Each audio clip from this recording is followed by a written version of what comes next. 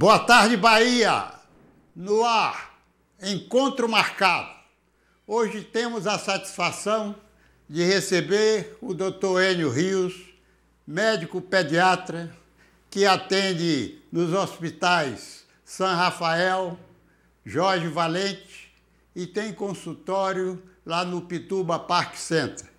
Eu tenho certeza absoluta que dessa nossa conversa os ensinamentos serão muito frutíferos para as nossas, principalmente as nossas telespectadoras. Daqui a pouco estaremos detalhando esse encontro.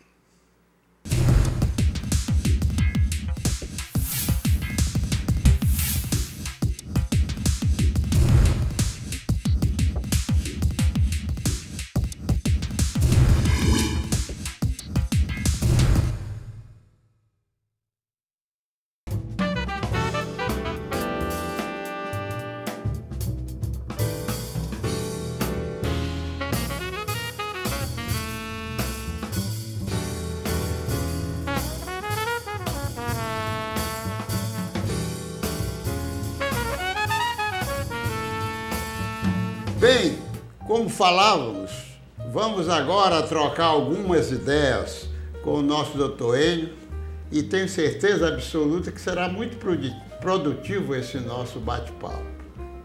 Enio, é uma satisfação muito grande tê-lo aqui conosco nesse programa. É um programa que a gente tem interesse de transmitir às nossas telespectadoras alguma coisa que lhes seja útil na vida real. E você, como pediatra, e que tem esse conhecimento muito grande, a familiaridade com as mães, né?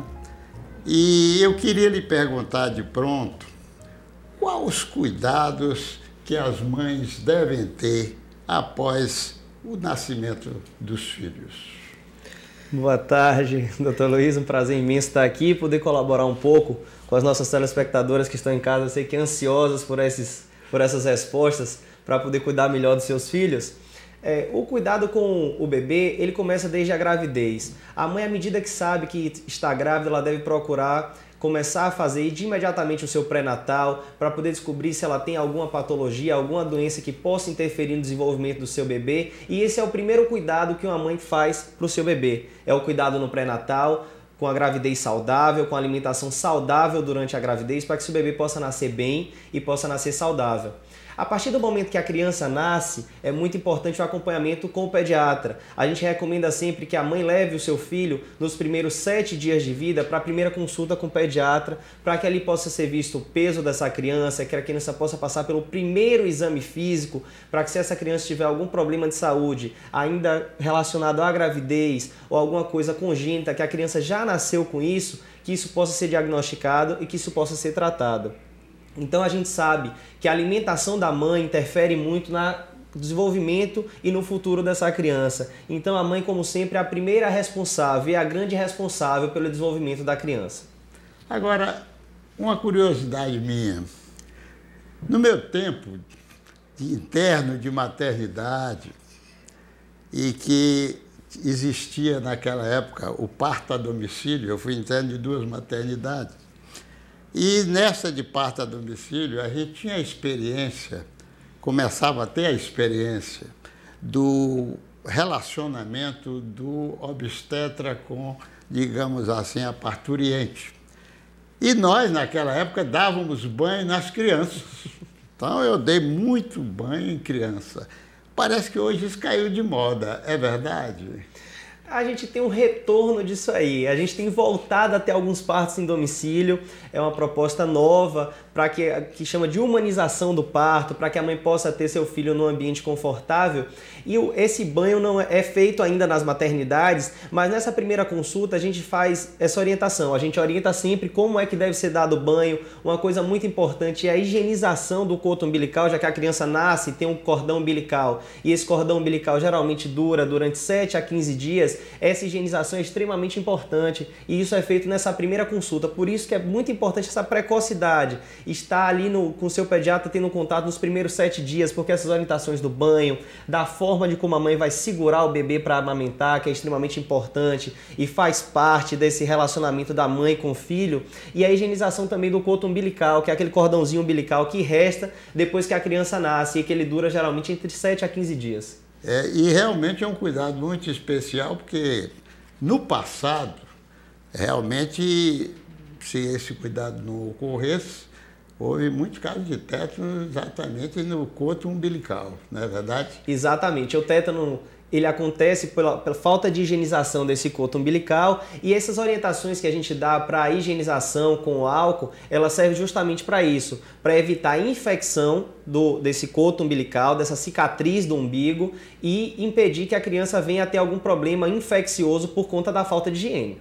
Eu me lembro bem, você agora está me recordando o passado, de você ter o cuidado de enrolar o coto umbilical, né, no álcool, para poder ir botando do lado direito, né, para que com aquela faixa umbilical que se passava, e isso é coisa do passado.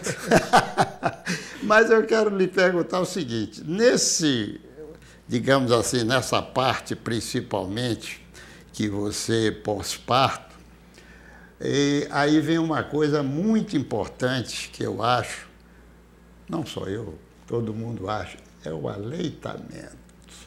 Como é esse aleitamento prescrito e que você conduz nesse contexto? É o que eu sempre brinco com as mães quando chegam no consultório, eu falo que elas têm de graça o melhor alimento que pode ser oferecido para a criança. Então não tem por que uma mãe que está saudável e que tem disponibilidade para poder dar mão ao seu filho de não fazer isso. A amamentação ela é extremamente importante. A gente recomenda que as mães amamentem exclusivamente só o leite materno, não precisa complementar com chá, com suco, com papinha. Isso a gente recomenda até os 6 meses, que a criança fique no que a gente chama de aleitamento materno exclusivo.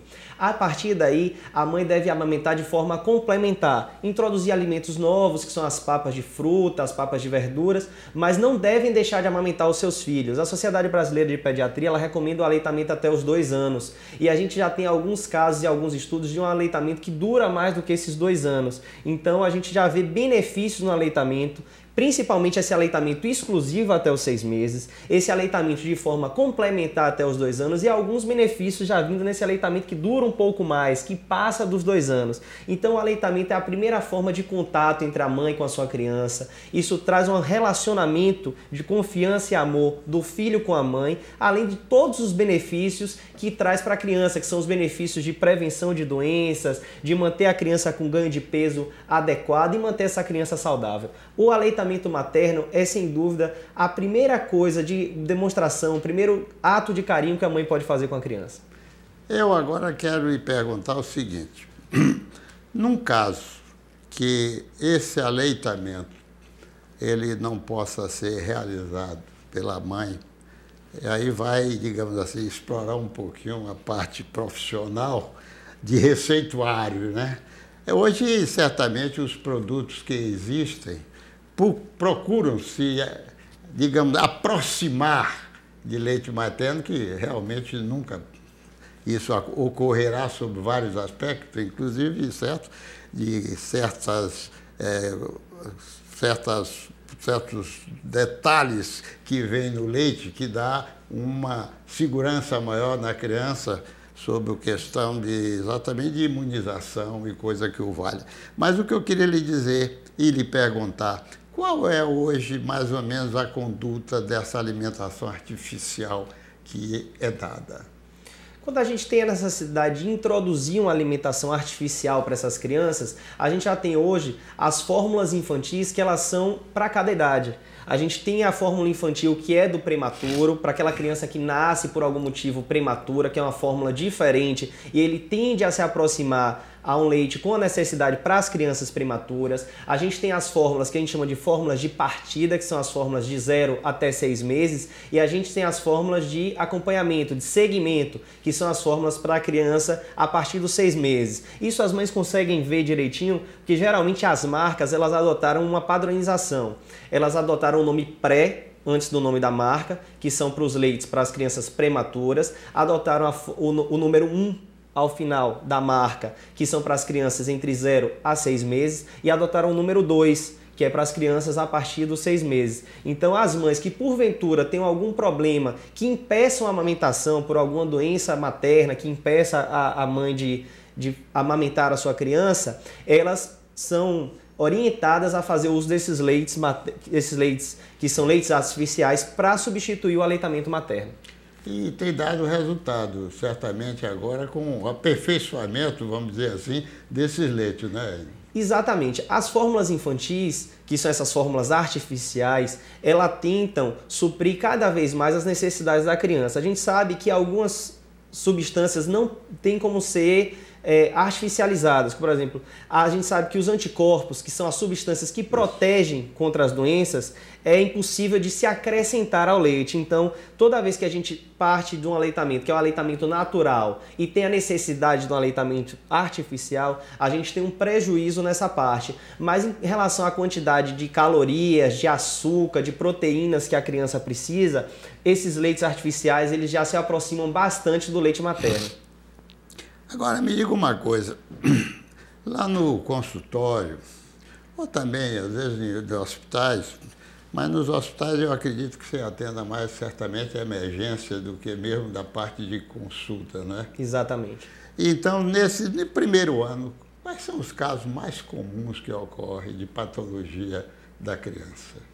No primeiro ano de vida, a criança, geralmente até os 6 meses, ela é uma criança que tem pouco contato social, é uma criança que fica muito em casa, que tem contato apenas com os pais e os cuidadores. Então é uma criança que geralmente tem poucas patologias, exceto as patologias que são características da idade, são as cólicas dos recém-nascidos, os quadros de bronquiolite, que são uma doença respiratória comum das crianças até os 6 meses, mas a partir dos 6 meses essa criança já começa a ter um contato social um pouco maior, a criança já começa a frequentar ambientes sociais, já começa a sair um pouco mais de casa, e aí começam os quadros que são o quê? As infecções intestinais provocadas por vírus, que são os quadros de diarreia e vômitos, já começam a ter as crianças que vão apresentar na idade futura os quadros de rinite alérgica ou de asma, já começam a ter as primeiras manifestações respiratórias, que são os quadros de tosse, de falta de ar. Então no primeiro ano, essas são as doenças mais comuns. As doenças que são relacionadas a manifestações de doenças que ocorrerão no futuro. São as crianças com rinite, que já apresentam os quadros de resfriado recorrentes, que são a mãe que sempre procura o consultório falando que a criança está sempre gripada, sempre resfriada. Então essa é geralmente a queixa mais comum das crianças até 1 ano de vida. Agora, você tocou um ponto aí muito importante. Essa transição da criança, digamos, que passa daquela vida mais recatada em casa para esse convívio exterior, e que aí certamente entra a parte da vacinação, que deve ser uma proteção muito importante para a criança. Como é que funciona esse problema? O que a gente vê hoje é cada vez a criança tendo esse contato social mais cedo, por conta da necessidade da mãe trabalhar, da necessidade dos pais trabalharem fora e não ter como alguém para tomar conta dessa criança o tempo todo em casa. As crianças cada vez mais cedo frequentam ou creches ou berçários ou entram na escola ainda um pouco mais cedo.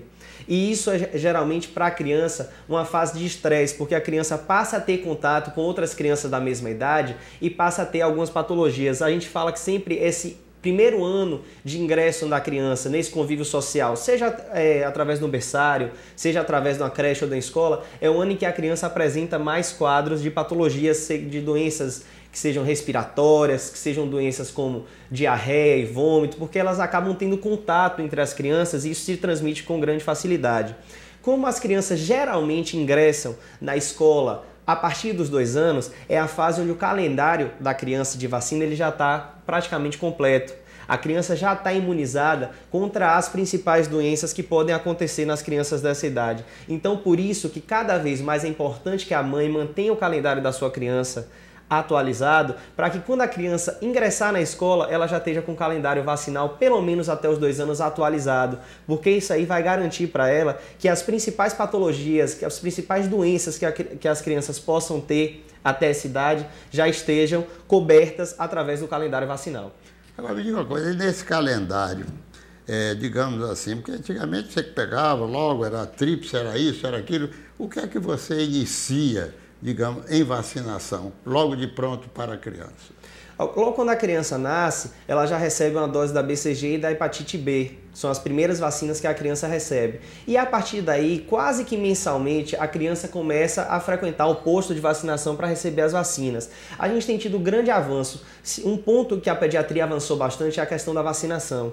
A gente recentemente incorporou no calendário do Ministério da Saúde 2 vacinas que são extremamente importantes, que é a vacina contra a meningite, que é a vacina meningocócica, e a vacina para o pneumococcus, que é a principal bactéria responsável pelos quadros de infecção respiratória. Então esse avanço tem que ser cada vez mais observado e elogiado, porque isso permitiu que a gente tire essas 2 doenças de grande frequência. Assim, a vacinação é uma coisa que a gente sempre tem que ressaltar, ela não impede completamente que a criança vai ter, por exemplo, a mãe que vacina seu filho contra a vacina do pneumococcus, que é a vacina da pneumonia, isso não quer dizer que a criança não tem risco de ter pneumonia, porque a gente sabe que outras bactérias também podem causar pneumonia, mas a gente já consegue diminuir bastante o número de pneumonia por esse pneumococo, que é o principal germe causador da pneumonia. Então é importantíssimo que a mãe tenha o calendário vacinal e que nesse calendário vacinal esteja marcado as datas de retorno ao posto de saúde, para que ela consiga manter esse calendário vacinal atualizado e sua criança protegida. Porque também me parece que com essa vacinação e essa proteção que já existe da resistência, mesmo que seja acometido de uma doença desse tipo, ela já não é tão agravante como, digamos assim, se tivesse exposta essa criança a essa doença sem essa proteção da vacina, não é verdade? Exatamente. Isso a gente vê bastante nos quadros da meningite. A gente conseguiu que a vacina para o meningococo, que é a bactéria mais grave que causa a meningite, ela fosse incorporada ao calendário do Ministério da Saúde. A partir disso aí, as meningites elas passaram a ter outro perfil, que é um perfil de bactérias que são um pouco mais brandas, que tem um período de evolução que permite ao médico e ao pediatra tratar essa criança, que dá tempo para que o médico consiga tratar, já que a meningite por meningocócica ela é uma doença extremamente rápida. Ela tem um curso de evolução muito rápido e a criança se torna um paciente grave em muito pouco tempo. Então, com essa vacinação, a gente já conseguiu reduzir isso bastante. Eu me lembro bem que no passado, né, muito longe, distante, como criança, né, você veja aí lá pelo interior, você estava assim sujeito a sarampo, varicela, essas doenças eram que trazia, digamos assim, a sua resistência depois de ter sido acometido, né? Hoje, felizmente, com essa evolução, você já tem as vacinas que lhe traz, resguarda, digamos, contra essas doenças, né?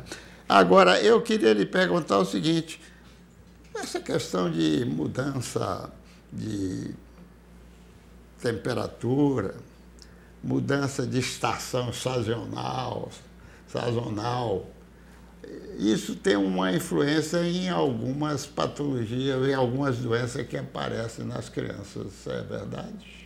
Com certeza. A gente vive geralmente um período de transição nessa época do ano. A gente sai da época do ano mais quente, onde geralmente os quadros são os quadros de diarreia e vômito, e a gente passa para um período do ano que a gente, aqui em Salvador, é característico não fazer tanto frio, mas a gente já sente essa mudança, que muda um pouco, a temperatura cai um pouco, principalmente à noite, e a gente já começa a ter as crianças com problemas respiratórios. É a época em que as crianças que são portadoras de rinite alérgica e asma, elas têm o que a gente chama de crises. A criança alérgica, a criança começa a apresentar a crise asmática, principalmente nessa época do ano, que é a época mais frio, e a gente acabou de passar da época do São João, que é a época de muita fumaça, muita exposição aos fogos. Então a gente vive realmente essa época do ano, a época das doenças respiratórias, da criança com rinite, da criança com asma, apresentar esses quadros de crise, principalmente por conta da baixa temperatura e também no último mês por conta da exposição à fumaça, que é um dos principais causadores de crise de asma. Você agora falou uma coisa que eu me lembrei, que aqui em Salvador, pelo menos, nós estamos livres nessa história dessa mudança de estação. É a questão, eu que passei um tempo em Brasília, é a questão da umidade do ar, que nessas cidades onde o índice higrométrico ele é muito baixo, né? Aí a gente vê no jornal a quantidade de crianças que vão aos hospitais, né? Aqui isso é muito difícil, né? Aqui a gente é salvo um pouco pela influência do mar, né? A umidade, geralmente em Salvador do ar, ela fica sempre alta e isso aí ajuda bastante a evitar esses quadros. Mas no interior a gente observa muito isso, que já fica mais um pouquinho distante do mar, não tem tanta influência da umidade e é onde a umidade fica um pouquinho mais baixa, então essas crianças têm muito esses quadros respiratórios nessa época em que a umidade baixa um pouquinho. A gente sempre recomenda aos pais que têm seus filhos com rinite alérgica que eles usem o soro para hidratar a mucosa do nariz, aquele soro para usar no nariz, para lavar o nariz, para manter essa região do nariz um pouco úmida, para evitar isso, que a umidade resseque muito esse local e algumas crianças têm até sangramento nasal por conta disso. Tem criança que quando se expõe muito ao sol, naquele dia que está mais seco, acaba tendo sangramento no nariz por conta disso aí. Então a gente sempre recomenda o uso do soro para lavar as narinas e para manter a narina hidratada. Realmente você tocou num ponto de que, principalmente em Brasília, na época de julho e agosto, é o período que é o pior período, né? Onde a umidade do ar está baixíssima. E muitas pessoas, mesmo adultas, têm exatamente o sangramento nasal, que é a epitáxia, que é o sangramento nasal que incomoda bastante. E eu imagino as crianças como passam mal, né? Nessa época, né?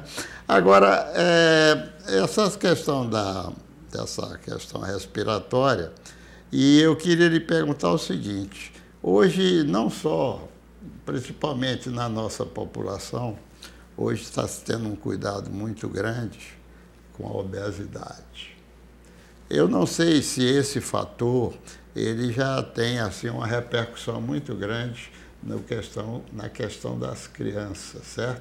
Porque as estatísticas estão provando de que a nossa população hoje está precisando ter um cuidado maior, porque senão nós vamos virar os americanos. Não estou querendo absolutamente falar mal, pelo contrário, eu até admiro muito, mas é que lá o excesso de alimentos, da forma que é realmente consumido, a gente tem uma população que tem uma obesidade muito grande que dá para você observar. E no caso das crianças? A gente vive um período já de transição. Se a gente olhar a população, há 20 anos, mais ou menos, a gente sofria muito com a desnutrição. Então eram as crianças que não ganhavam peso por ter uma ingestão de alimento inadequada, numa quantidade que não era o suficiente. E a gente, durante esses 20 anos, passou por esse período de transição e agora a gente já está no outro lado da moeda. A gente já começa a ter obesidade. Alguns estudos eles já mostram que em torno de 20%, alguns estudos já chegam até 30% das nossas crianças, elas estão acima da faixa do peso adequado.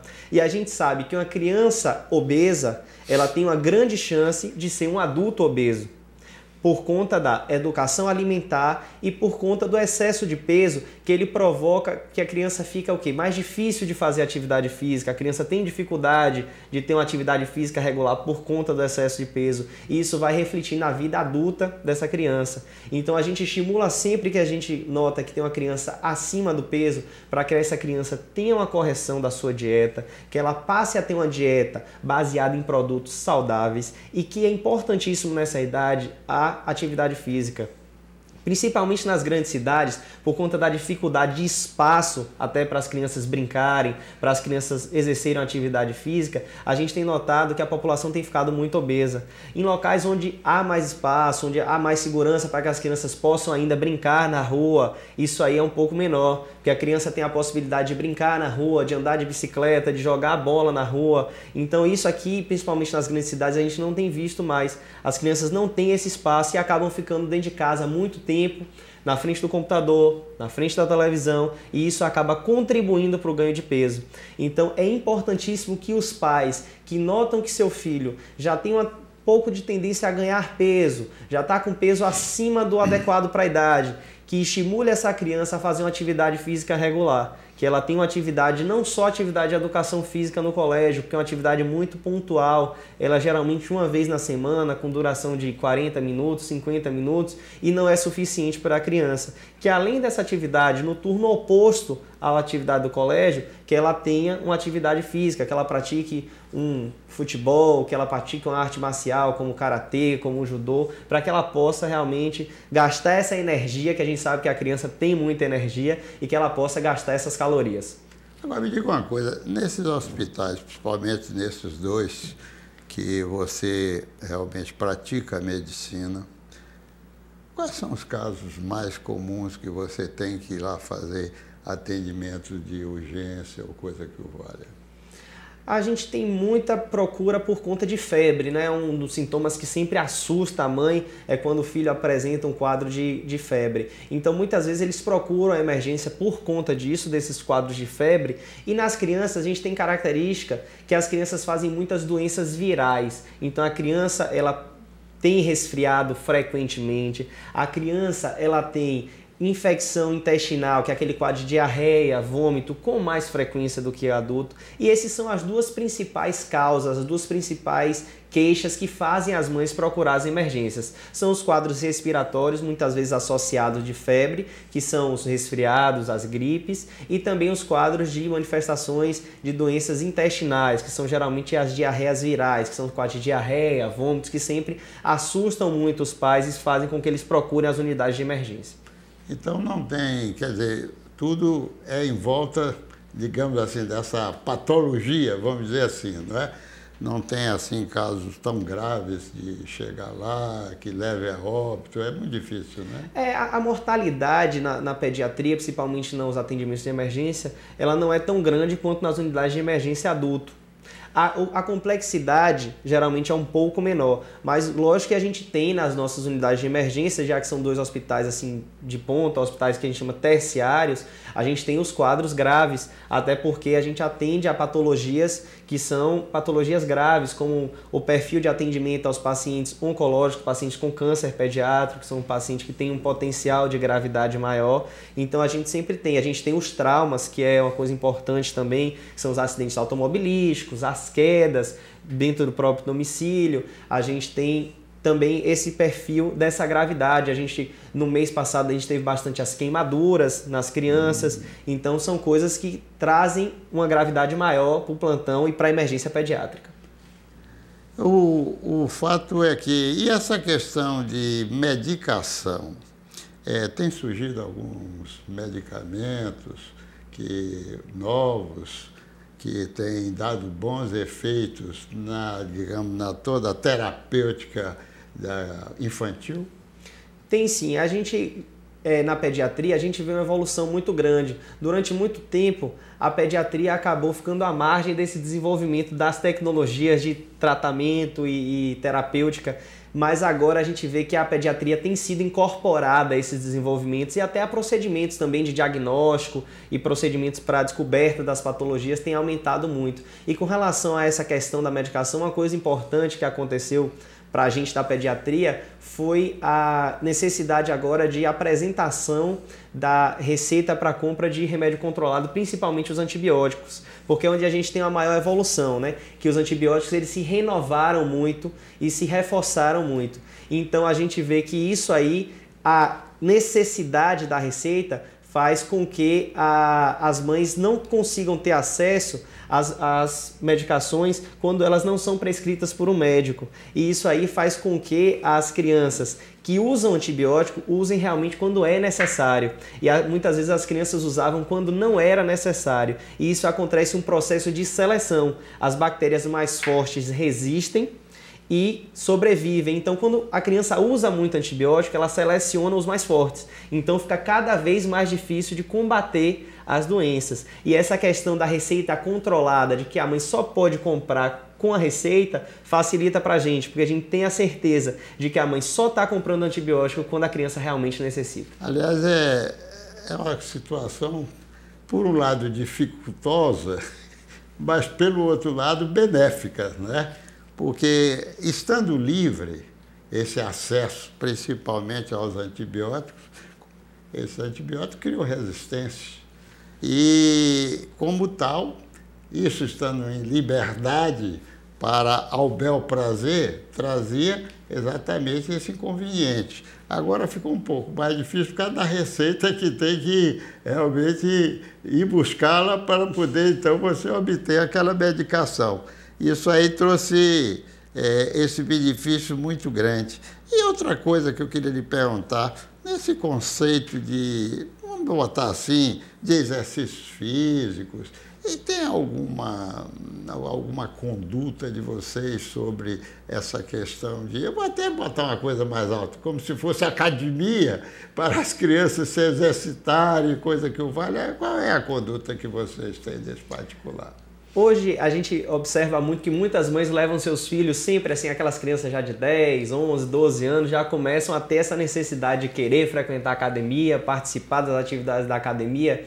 Quem acompanha a criança no consultório e que já conhece a criança desde o nascimento, que sabe que é uma criança saudável, que pode sim participar da atividade, a gente sempre recomenda que a criança ela faça as atividades aeróbicas, que é a caminhada, a corrida, aquelas aulas que podem ser aquelas aulas de dança, aulas de aeróbica. A gente sempre evita que a criança que ainda está em desenvolvimento, ela faça atividade com peso, atividade para ganho de massa muscular, porque não é adequado para esse momento.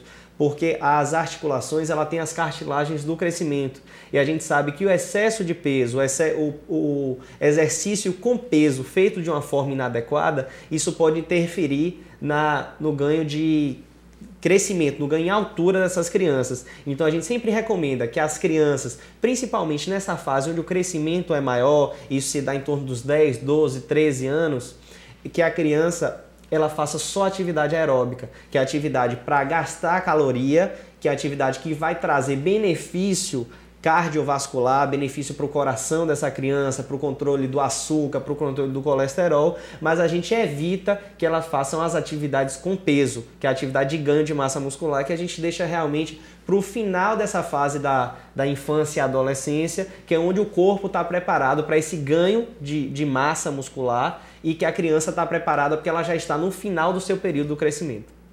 Agora me diga uma coisa, por acaso, nesse nosso bate-papo, que já abordamos aí vários temas da pediatria, será que ficou alguma coisa que a gente deixou de tocar ou que seria importante que você dissesse algo de orientação para as mães? O que é que você acha? Principalmente para aquelas mães de primeira viagem, que são as mães que têm os seus primeiros filhos, são aqueles cuidados que tem que ter sempre, principalmente nos primeiros meses da criança, que é do acompanhamento contínuo com o pediatra, que nos primeiros meses são consultas mensais, para que seja observado o ganho de peso, o crescimento dessa criança, o perímetro cefálico, que é uma coisa que a gente mede, que é o tamanho da cabeça dessas crianças, para ver o desenvolvimento encefálico do cérebro dessas crianças. Então isso é extremamente importante. É a coisa principal no acompanhamento dessas crianças, porque quando você acompanha a criança mensalmente, qualquer alteração que essa criança tenha, que seja um ganho de peso inadequado, seja um crescimento inadequado, você vai conseguir diagnosticar e intervir de forma muito precoce. Você consegue atuar nisso nos primeiros meses, nos primeiros dias de vida da criança, você consegue um resultado muito melhor e muito mais satisfatório. Além disso, as orientações que a gente dá com relação à amamentação, que é extremamente importante nessas crianças, e os cuidados que a gente tem. Hoje a gente tem um excesso de número de crianças diagnosticadas com a doença do refluxo.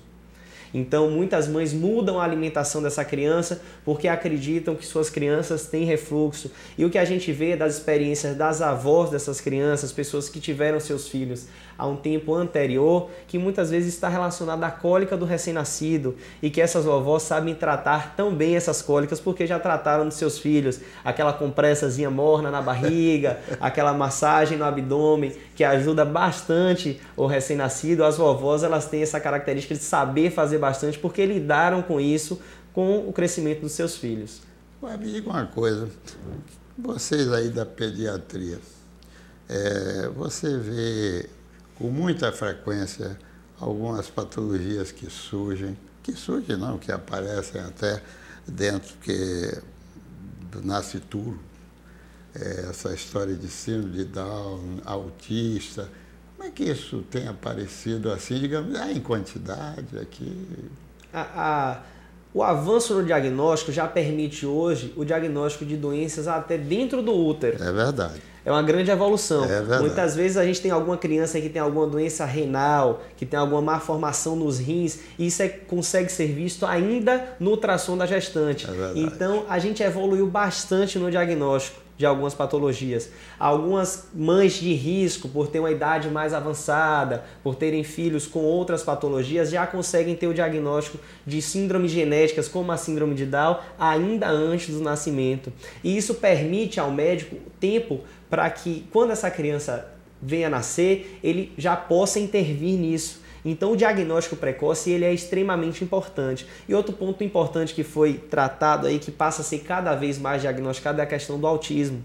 Que muitas vezes passava como aquela criança que tinha apenas dificuldade de aprendizado, que não conseguia se desenvolver bem na escola, e esse diagnóstico do autismo ele era perdido. Essa criança passava a ter problema no desenvolvimento social por não ter esse diagnóstico. E cada vez mais a gente diagnostica e trata o autismo, e essas crianças conseguem ter um bom desenvolvimento social, um bom desenvolvimento na escola, na atividade física. Então, o foco da gente ter voltado mais para prestar atenção nessas crianças, para dar mais o diagnóstico do autismo, ele ajudou bastante, porque essas crianças conseguem realmente interagir e exercer bem o seu papel social.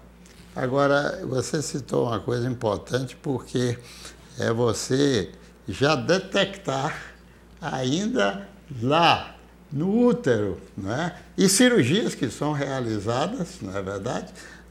Quando a criança ainda está lá convivendo no seu líquido amniótico, né? E que hoje realmente é feita e com sucesso nesses casos, né? Aqui tem muita, digamos, escola, isso aí é uma pergunta minha que eu não tenho muito conhecimento, né? De crianças que tenham necessidade, digamos assim, de uma educação mais dirigida? Você tem notícia?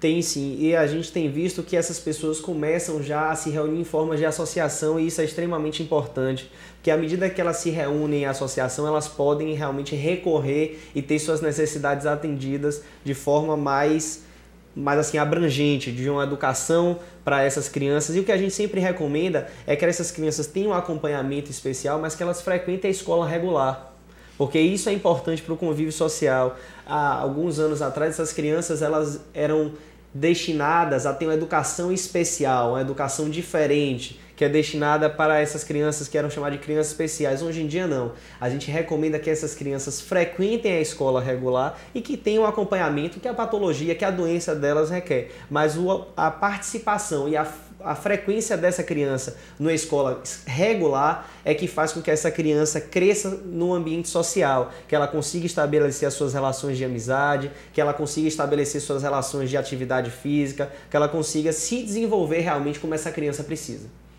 Então vocês hoje acham exatamente isso, né? Que ela não pode ficar, digamos, de uma forma muito separada, porque não traz essa condição, né? Talvez até de recuperação nesse contexto, né? Com certeza, a criança ela tem que frequentar e participar da escola regular, para que ela possa se inserir na sociedade. Essa criança não pode ficar à margem da sociedade, como acontecia muitas vezes, que essas crianças eram destinadas a grupos especiais dentro das escolas, a escolas especiais, separadas. Essa criança tem que participar das atividades e tem que se interagir socialmente. Doutor Enio, eu acho que nós já esgotamos mais ou menos algumas coisas aí da pediatria, e que, digamos, os ensinamentos devem ter sido, digamos assim, instrutivos para as nossas, principalmente as nossas, né, telespectadoras, porque, na verdade, nós homens, de um modo geral, não temos essa interação direta como seja a mãe da criança, né, nesse contexto. Bem, primeiro eu quero lhe agradecer pela oportunidade da sua presença aqui conosco, e lhe fico muito grato. E principalmente de tudo isso que você detalhou com tanta clareza, e que eu tenho certeza que foi absolvido, né? E segundo, dizer, se você tiver alguma coisa a mais a acrescentar, está à sua disposição o espaço. Eu queria agradecer também a oportunidade de estar aqui trazendo um pouquinho mais de informação para os telespectadores que estão em casa e dizer que a gente vive um momento em que o pai está deixando de ser coadjuvante, ele está sendo ator principal também na criação das nossas crianças, e isso é extremamente importante, que a criança precisa realmente dessas duas figuras para o crescimento, da figura do pai e da figura da mãe. Esse momento que a gente vive das mães tendo que sair para trabalhar também junto com os pais, então eles dividem cada vez mais a responsabilidade. Então a criança, a gente vê nas consultas que cada vez mais os pais também estão presentes nas consultas no consultório, e isso é extremamente gratificante para o pediatra, quando ele vê que o pai e a mãe da criança, eles estão nesse processo de criação do seu filho, que é extremamente importante. E no mais, queria só agradecer a oportunidade e desejar a todos uma boa tarde. Muito obrigado, então, pela oportunidade, viu? Felicidade.